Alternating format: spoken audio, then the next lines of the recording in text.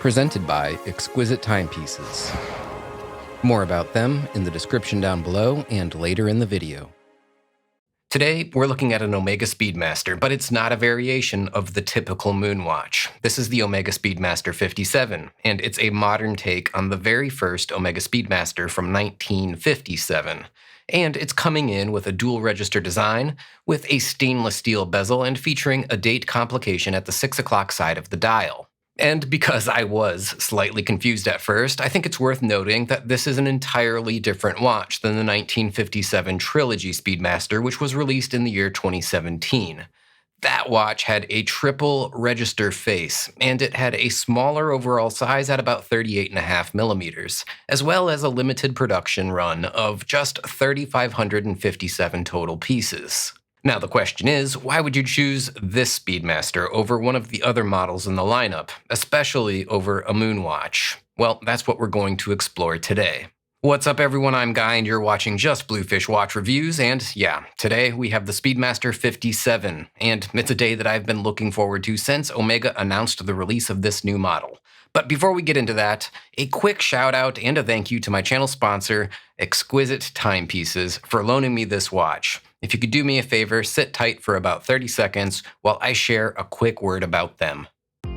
This video is presented in partnership with Exquisite Timepieces, located in Naples, Florida. Exquisite is an authorized dealer of dozens of watch brands, including Seiko and Grand Seiko, Omega, Oris, Blancpain, Breguet, and many more. Exquisite also has an amazing selection of pre-owned watches with new inventory coming in daily. So if you're looking for your next watch, check their website, exquisitetimepieces.com, or call their store at 239-227-2932, and let them know that you heard about them from Guy and the Just Bluefish channel. I can't recommend them enough.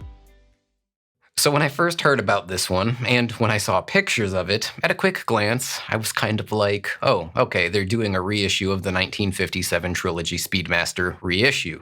Kind of a reissue of a reissue. And look, at a quick glance, if you thought that this watch was the same as the Trilogy model, I wouldn't be surprised either. They do look really similar. But there are a number of differences, and some of them are kind of subtle. And while I did really like the Trilogy watches, I think that this 57 model will have a broader appeal to a wider audience, mostly because the size is larger, and also because of the date complication. Now first, let's hit on the basic specifications of this model. It comes in at 40.5 millimeters in diameter, with 20 millimeters between the lugs where the bracelet attaches to the case.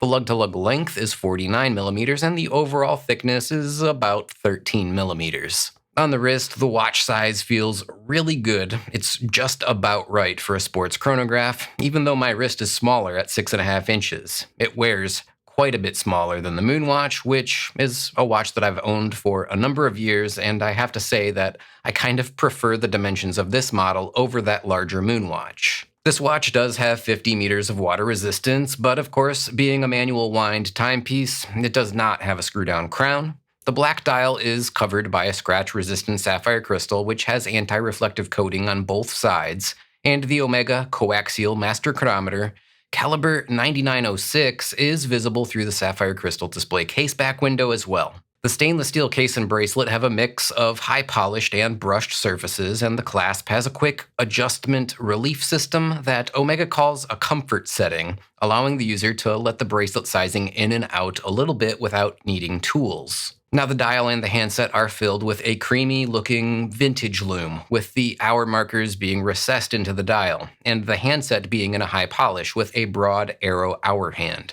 The dial also has that date complication at the 6 o'clock position, and it has a dual register design. That includes your active running seconds at the 9 position, and a chronograph hour and minutes register at the 3 position. Finally, there is the stainless steel tachometric bezel with engraved and painted graduations outboard of the dial and the crystal. Now, overall, there's a lot to love about this watch, and first and foremost, I love the size and the fit on the wrist. And, of course, obviously, Omega quality is outstanding, and this watch is no exception with fantastic fit and finishing. And while I am a big fan of the Moonwatch, I think that it's nice to have options like this in the lineup that are a little bit unique and a little bit different and a little bit less ubiquitous than the Speedmaster that everybody already has.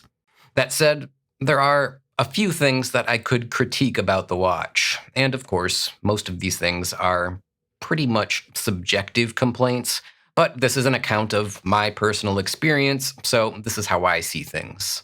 First, on one hand, I love having the date complication. It's one of the best complications that you can have on a watch. But to make room for that complication, the chronograph hour and minutes totalizer is a dual hand counter, and it's a little bit of a problem for me. Now, on your regular style Speedmaster, you have a 30-minute counter, and then of course you have a separate 12-hour counter. But of course, that means that there isn't going to be room for a date then.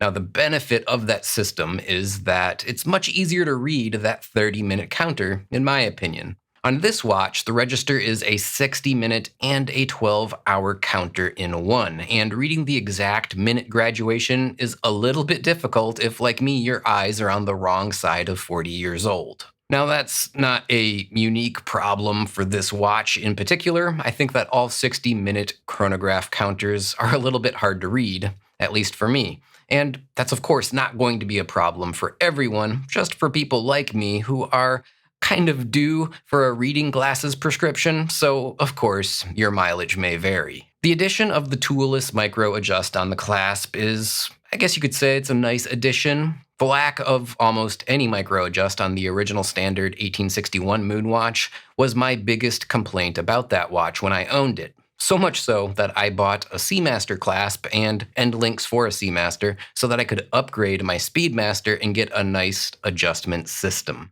On the other hand, while I am happy to see that they did add that to this clasp, there is a little bit of a lackluster feeling about it. It's just one single position of adjustment, so basically you have the options for in or out, and that's it.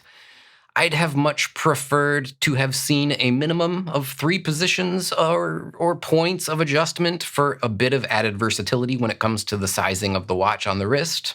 Still, this system is much better than nothing, and it's a big upgrade over the old system. I will address 2 other points that honestly aren't problems for me personally, but I think that some people might mention them, so let's get ahead of the comments. First, the watch head and the bracelet have a lot of forward-facing polished surfaces. The case is brushed on the sides, but it's polished on the top of the lugs, which makes the watch a lot flashier. And likewise, the bracelet has brushed center links, but the side links are polished as well. Again, this really isn't a problem for me. I like the look of the finishing, but I think that people would probably prefer more brushed surfaces and in a more traditional style, specifically with the top of the case being brushed and the flanks being polished, and probably a fully brushed bracelet as well. But I don't know, maybe I'm wrong on that one. Let me know down in the comments.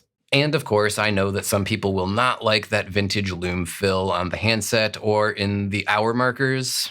Personally, I do kind of like it, but I wouldn't exactly mind it if they offered a dial and a handset version with white or slightly off-white lume instead. And honestly, I'm not sure why they don't make both options available and let the market decide, because I suspect that there's a fair number of potential customers that would be put off by the design choice here.